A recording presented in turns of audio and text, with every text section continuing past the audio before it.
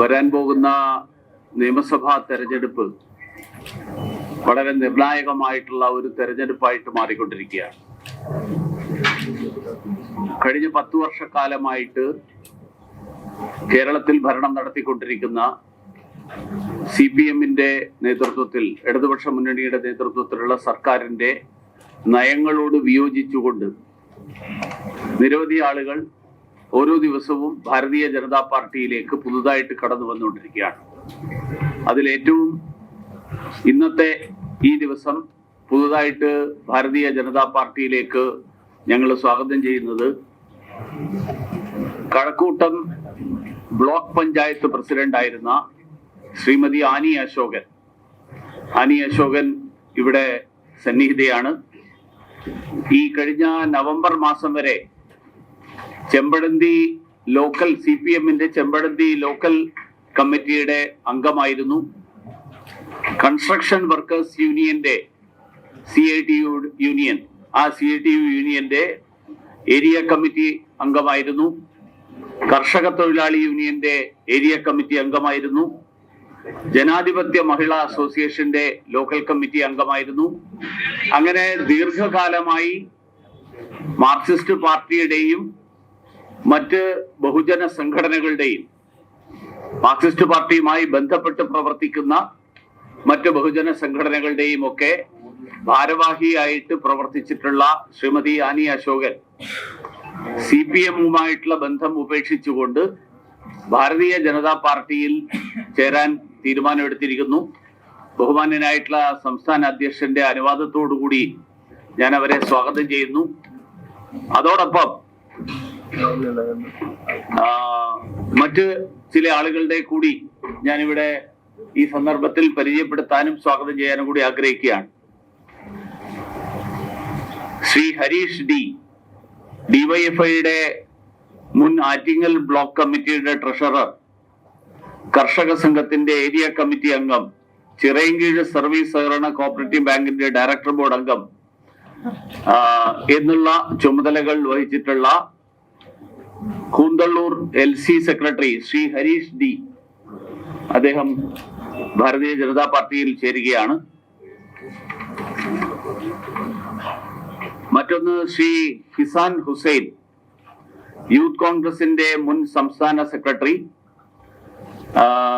വിഴിഞ്ഞത്ത് കോൺഗ്രസിന്റെ സ്ഥാനാർത്ഥിയായിരുന്ന ആളാണ്. അദ്ദേഹവും ഭാരതീയ ജനതാ പാർട്ടിയിൽ ചേരുന്നു. അതിനു പുറമെ DYFIയുടെ മേഖലാ കമ്മിറ്റിയുടെ ജോയിന്റ് സെക്രട്ടറി ആയിരുന്ന V ദിലീപ്, അതുപോലെ ബ്രാഞ്ച് മെമ്പറായിട്ടുള്ള സജു G,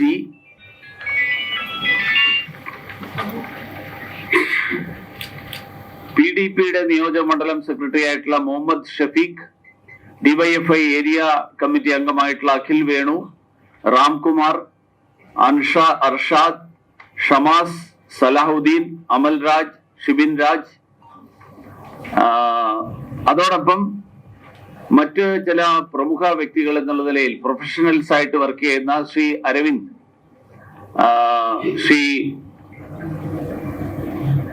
മീര സുബ്രഹ്മണ്യൻ, അനന്തൻ അനിൽകുമാർ, വിഷ്ണു പ്രസാദ്, ഇങ്ങനെ വിവിധ മേഖലകളിൽ പ്രവർത്തിക്കുന്ന മറ്റ് പ്രമുഖ വ്യക്തികളെ കൂടി ഭാരതീയ ജനതാ പാർട്ടിയിലേക്ക് സ്വാഗതം ചെയ്യാൻ ഈ അവസരത്തിൽ ആഗ്രഹിക്കുക.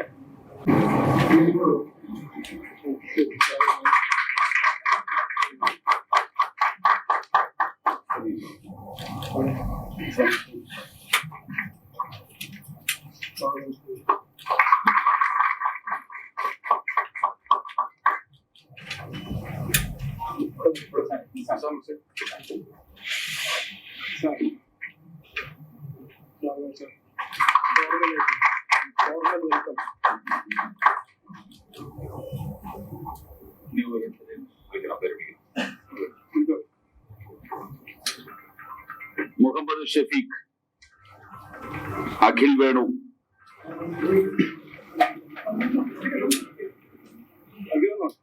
रामकुमार, अरशाद, ഷമാസ്, സലാഹുദ്ദീൻ, അമൽ രാജ്, ഷിബിൻ രാജ്, ദിലീപ് ഉബി, മുൻ ഡിവൈഎഫ്ഐ മേഖലാ കമ്മിറ്റി അംഗം, ജോയിന്റ് സെക്രട്ടറി,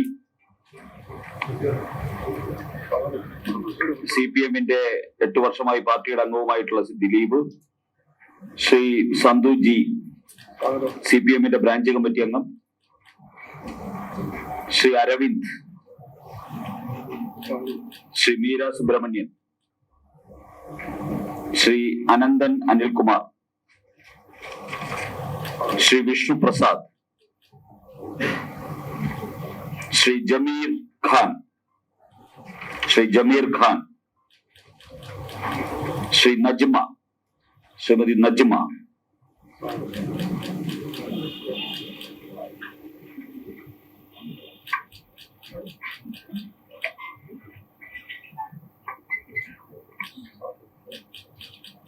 ഭാരതീയ ജനതാ പാർട്ടിയിലേക്ക് എത്തിച്ചേർന്നിരിക്കുന്ന പ്രിയ സുഹൃത്തുക്കളെ, മാർക്സിസ്റ്റ് പാർട്ടിയിൽ നിന്ന്, അതോടൊപ്പം തന്നെ കോൺഗ്രസ് പാർട്ടിയുടെ മാർക്സിസ്റ്റ് പാർട്ടിയുടെയും കോൺഗ്രസിന്റെയും ജില്ലാ സംസ്ഥാന ചുമതല വഹിച്ചിരുന്ന നേതാക്കന്മാർ, അതുപോലെ തന്നെ പ്രൊഫഷണൽസ്, അങ്ങനെ വളരെ വലിയൊരു മുതൽക്കൂട്ടാകുന്ന ഒരു കൂട്ടം നേതാക്കന്മാരാണ് ഇന്ന് BJP-യിലേക്ക് എത്തിയിരിക്കുന്നത്. എല്ലാവരെയും ഭാരതീയ ജനതാ പാർട്ടിയുടെ സംസ്ഥാന അധ്യക്ഷൻ ഷോൾ അണിയിച്ച് സ്വീകരിച്ച് സ്വാഗതം ചെയ്തിരിക്കുകയാണ്.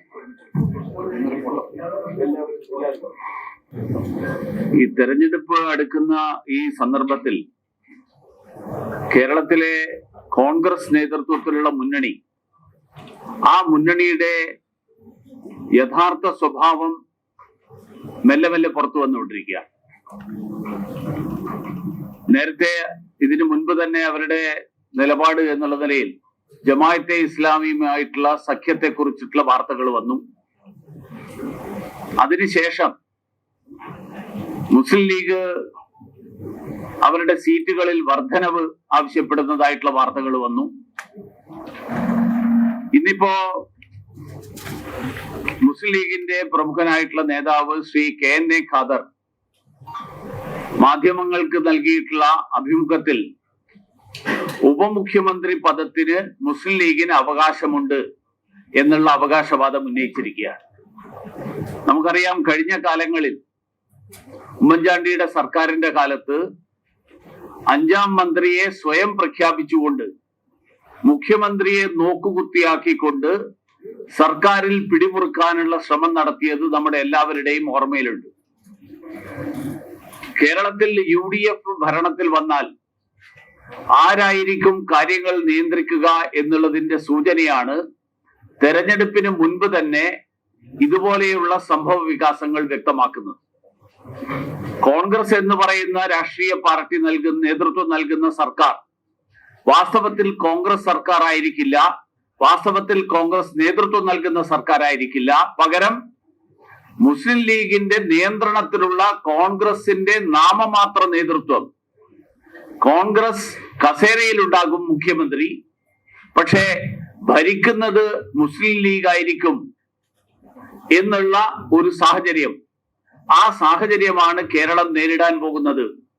മുസ്ലിം ലീഗ് ഭരിക്കുന്ന സാഹചര്യം ഉണ്ടായിക്കഴിഞ്ഞാൽ കേരളത്തിലെ മറ്റു മതന്യൂനപക്ഷങ്ങൾ ഉൾപ്പെടെ കേരളത്തിലെ ഭൂരിപക്ഷ സമുദായത്തിനുൾപ്പെടെ നേരിടേണ്ടി വരുന്ന ഏതൊക്കെ തരത്തിലുള്ള ബുദ്ധിമുട്ടുകൾ ഉണ്ടാകും എന്നുള്ളതിന് കഴിഞ്ഞ കാലങ്ങൾ അനുഭവമാണ്, കഴിഞ്ഞ കാലങ്ങൾ സാക്ഷിയാണ്. ഭീകരവാദ കേസുകളിൽ ഉൾപ്പെടുന്ന ആളുകളോടടക്കം മൃദു സമീപനം സ്വീകരിക്കുന്ന ഒരു സർക്കാരായിട്ട് ഈ സർക്കാർ മാറും എന്നുള്ള ആശങ്കയുള്ള ധാരാളം സമാധാന പ്രേമികളായിട്ടുള്ള ആളുകൾ നമ്മുടെ നാട്ടിലുണ്ട്. അതുകൊണ്ട് ഈ കാര്യത്തിൽ കോൺഗ്രസിന്റെ നിലപാട് എന്താണ് എന്നുള്ളതിൽ കോൺഗ്രസ് വ്യക്തത വരുത്തണം എന്ന് ഭാരതീയ ജനതാ പാർട്ടി ആവശ്യപ്പെടുകയാണ് ഈ സന്ദർഭത്തിൽ.